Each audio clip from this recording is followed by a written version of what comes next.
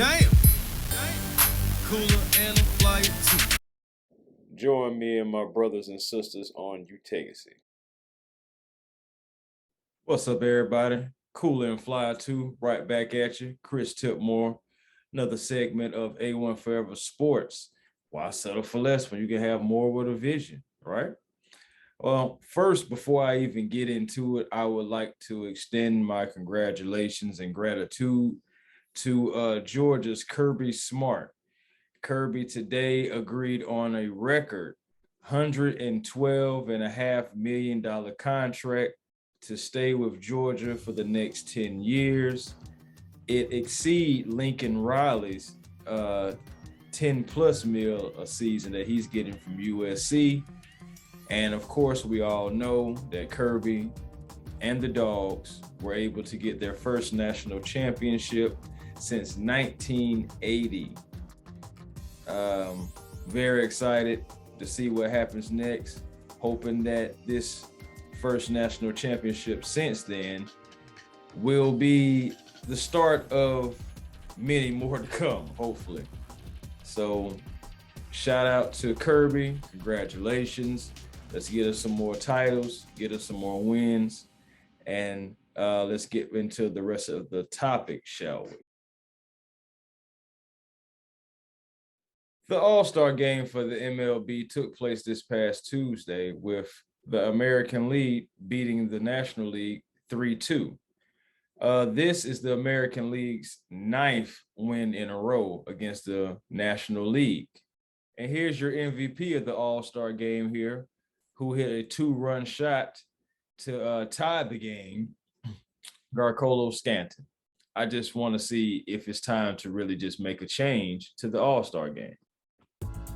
Now, the National League hasn't won an All-Star Game since 2012, 8-0, and Melky Cabrera was the MVP of the game.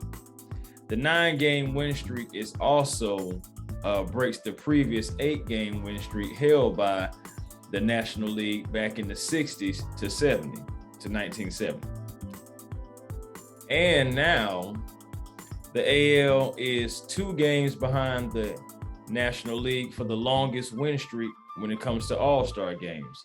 The National League has 11, and of course, like I just mentioned, 9 for the American League. Now, the National League has more win streaks than the AL, but at the same time, the AL has been able to bounce back over the years to take a 47-43 lead over the NL, winning 21 of their last 25 meetings. So, question, not a suggestion. Should it be a change, A1 family? Should the All-Star Game change its format? Now, I hear some of you, change it to what? Yeah, I already understand. I get it, because I was even that same way before I even started making this. But check me out. All right, so should they do it similar to how the NBA does their format? 2 captains, pool of players, choose, going back and forth. The captains choose, so the 2 leading vote getters become the captains, and they choose the pool from a pool of players. One team wears their home jerseys, the other team wears their away jerseys for their respective teams.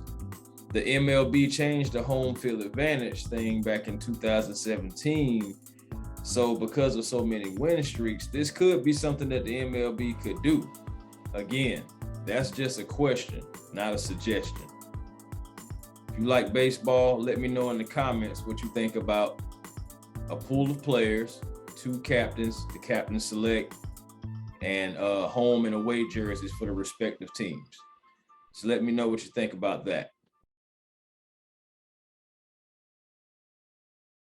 Now I would like to switch gears, everyone. Asking for a little loyalty on this and staying with me. Thank y'all for subscribing. Of course, like, share.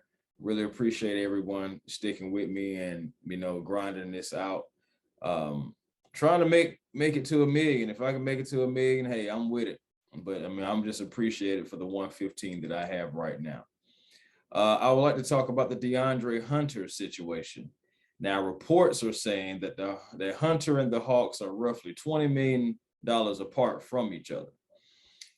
Hunter believes that he deserves 20 million more than what the Hawks are offering, and the Hawks believe that the deal is fair and believe that he should be making $20 million less. Now, Hunter could be looking at guys like Ja Morant or hell, even Kevin Huerter a season ago and feel like he's in between those two ranges. I feel that the Hawks have may offered a Robert Williams type of a deal, 4 years, 54 mil, and Dre believes that he deserves about 80 mil or maybe even more. I stated in my last video talking about contracts and everything that serviceable players are going to get $100 million contracts or more.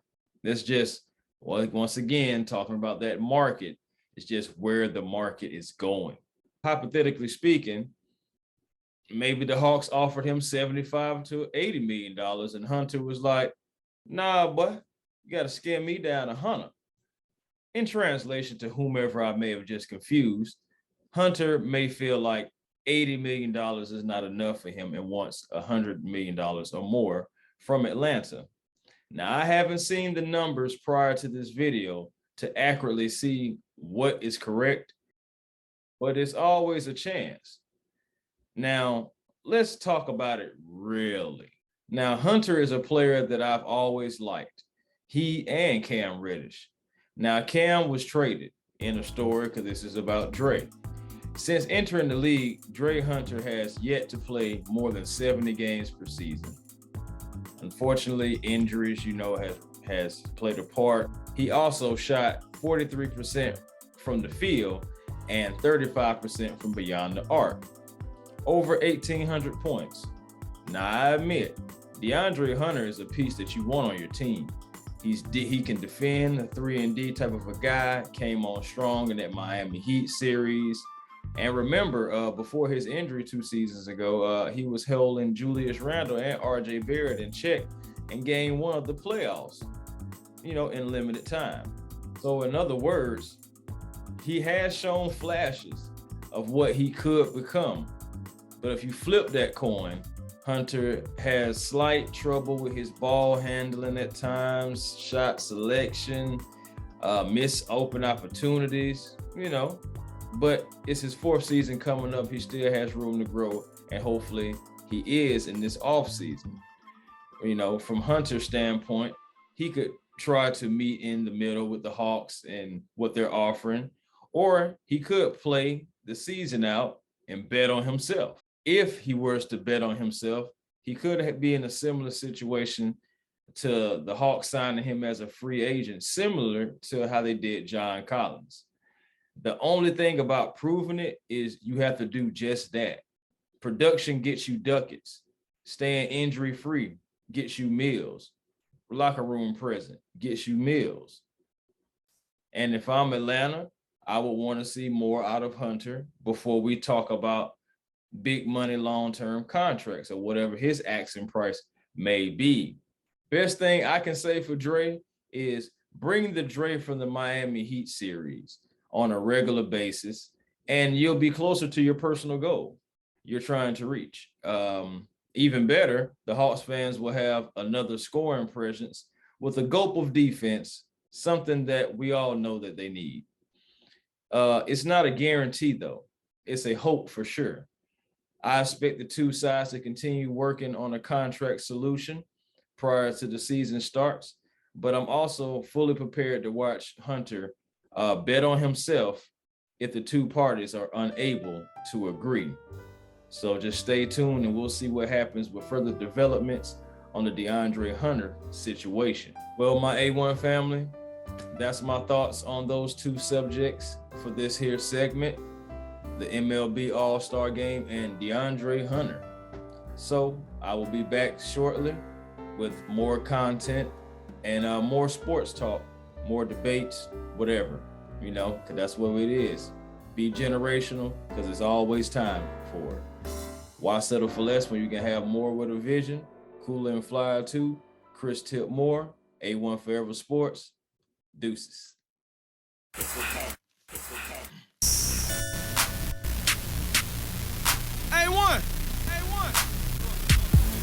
Yeah, truly. Cooler and I'm flyer too. Jam. Cooler and I'm flyer too.